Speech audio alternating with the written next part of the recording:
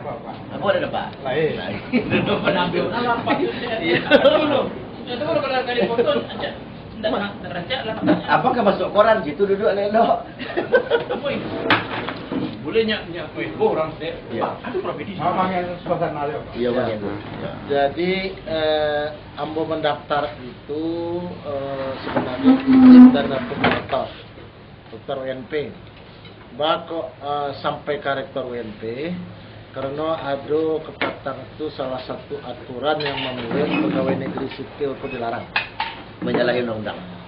Jadi sementara kami orang perguruan tinggi itu satu menyusun Undang-Undang Nomor 3 Tahun 2005. Namun sewaktu dalam perjalanan Syahrial dimundurkan karena surat edaran Mendagri. Dengan dimundurkan Syahrial terjadi perubahan pengambil alihan kekuasaan. Ada beberapa orang yang pegawai negeri juga disuruh mundur. Di situ. Dan itu sudah salah kaprah berlaku untuk seluruh kabupaten kota.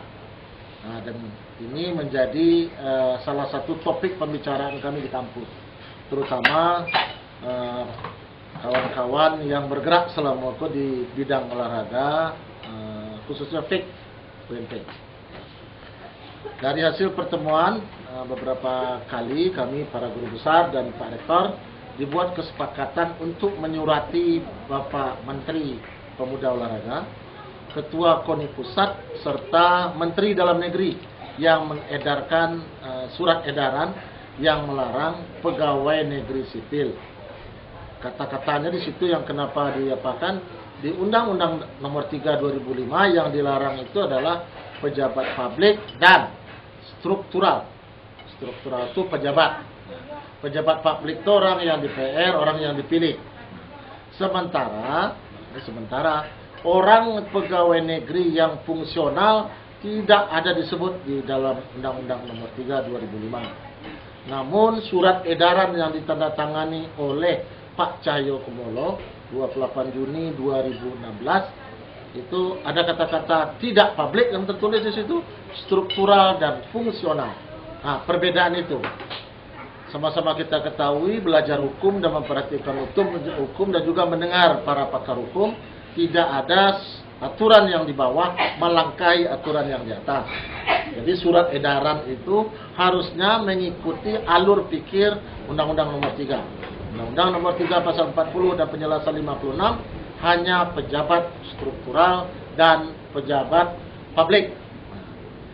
Kalau dikatakan kenapa Pak Syahrial dimundurkan, melihat skenario dan surat-surat yang berkembang, Pak Syahrial dimundurkan setelah ada surat dari MK tentang KONI Lampung. Karena salah seorang dari pengurus KONI Lampung adalah WR3 Universitas Lampung. Di posisi KONI dia di Kepala Biro Hukum. Nah, di surat itu dinyatakan karena dianggap adalah pejabat struktural. Oleh sebab itu, Pak Iwan Prayitno, saya mengatakan tanda petik waktu itu mungkin ada sesuatu yang juga sedang terjadi di KONI. Surat edaran KONI itu diberlakukan untuk Pak Syahrial. Maka Pak Syahrial mungkin bahasa yang setengah dipaksa mundur, ya, harus memundurkan diri. Kalau kami lihat pula, pakai kami ini orang perguruan tinggi, kami juga punya statuta. Statuta kami mengatakan pejabat kami mulai rektor, dekan segala macam hanya tugas tambahan, bukan pejabat struktural. Yang pejabat struktural itu hanya dua, lembaga penelitian dan lembaga penjaminan mutu. Itu setara dengan esalon. Tapi yang lain dalam statuta kami menyatakan itu tugas tambahan. Namun kalau itu diartikan pejabat publik karena dipilih, oleh sebab itulah Pak Syahrial mundur. Ya. Tapi kenapa pegawai negeri yang lain dimundurkan? Nah, itu permasalahannya. Dan beberapa KONI kabupaten kota setelah Pak Saiful menjadi PLT itu melarang semua PNS untuk ikut, dan itu terjadi kemarin pada Damas Raya misalnya. Kalau Damas Raya wabub, ya pejabat publik, benar itu. Tapi kalau pegawai negerinya diintimidasi, tidak boleh, itu menyalahi. Jadi sebagai salah seorang guru besar, istilah kami, ambo bintang 5 kalau di tentara di kampus. Tapi yang paling ketek, senior pun dan di senior, makanya ambo yang paling ketek, bintang 5 disuruh maju. makanya lah Ambo mendaftar. Jadi setelah malam ada pertemuan dengan Pak Rektor, kata Pak Rektor, Prof maju. Kita akan perjuangkan pegawai negeri. Yang sebenarnya situ bukan Eri Barlian, bukan Profesor Eri Barlian, tapi semua pegawai negeri yang tidak pejabat berhak untuk menjadi pengurus KONI. Jadi dengan itu Ambo mendaftar. Walaupun gonjang-ganjing cerita gini, itu adalah cikal bakal untuk akan merontokkan surat edaran itu dan kita berpegang pada Undang-Undang Nomor 3. Jadi oleh sebab itu sampai saat ini Ambo sengaja mendaftar lebih awal untuk meyakinkan kepada teman-teman PNS bahwa yang dibuat itu tidak sesuai dengan ketentuan.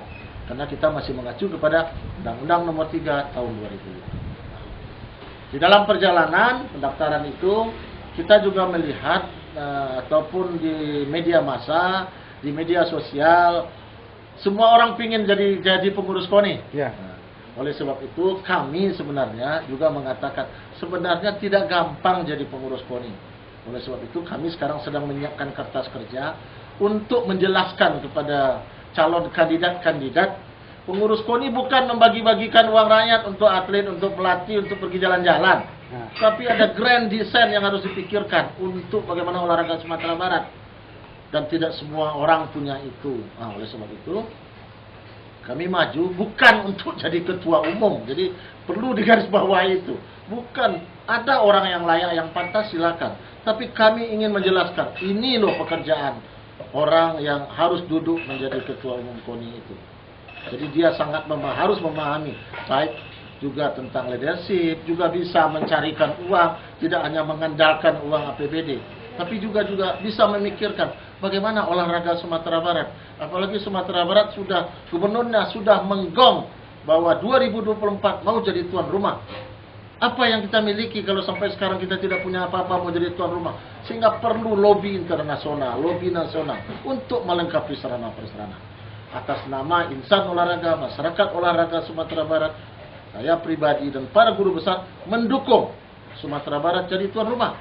Kenapa itu kami dukung? Agar kita punya fasilitas. Sekarang kan jadi sesuatu yang luar biasa. Kita punya pelari tercepat, lapangan atletik kita tidak punya. Kan sesuatu yang luar, hal yang di luar hill gitu sebenarnya gitu.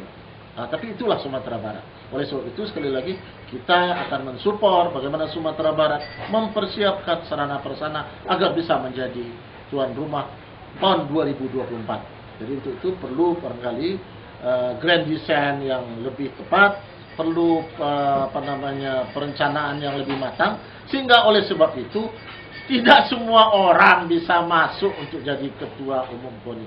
Barangkali itu alasan utama. Jadi gimana Pak, selama ini kan bidang olahraga kita sangat menurun sekali Pak. Ya. Seandainya Bapak terpilih, apa langkah-langkah yang Pak benahi tentang hal itu Pak?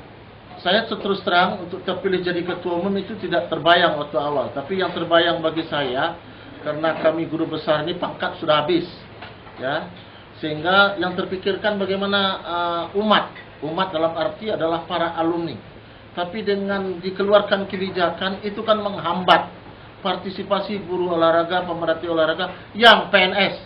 Sementara untuk diketahui di mana-mana yang bergerak di olahraga itu sebagian besar adalah guru olahraga.